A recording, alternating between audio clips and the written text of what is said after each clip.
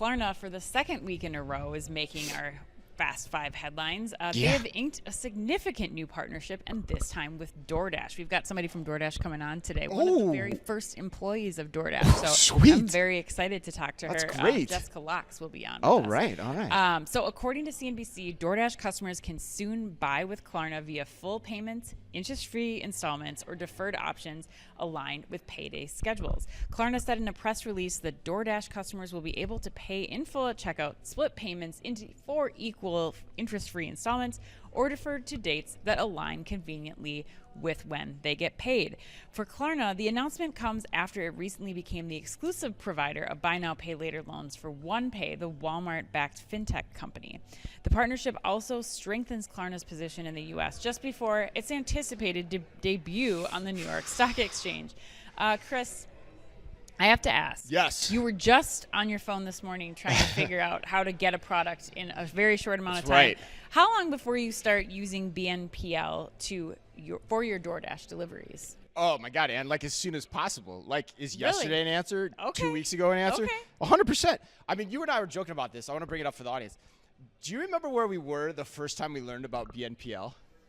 No. You don't? You Okay. got to refresh my memory. Okay. We were at shop.org in LA. Oh, God. It was September of There's a lot going on during There that was, trip. yeah, there was. There was a lot going on that trip, which will stay between us. But it was shop.org 2018.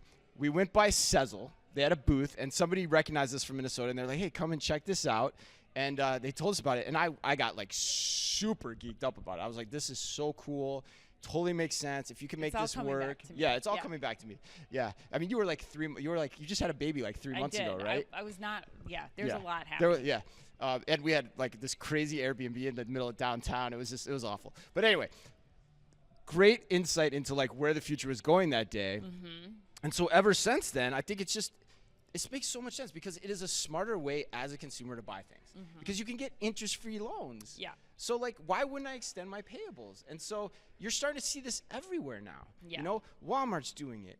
DoorDash is doing it. It's another great hook for DoorDash too, Yeah. which we've talked about a while. Like the Dash Pass is very advantageous if you Yeah. can get your hands on one. Yeah.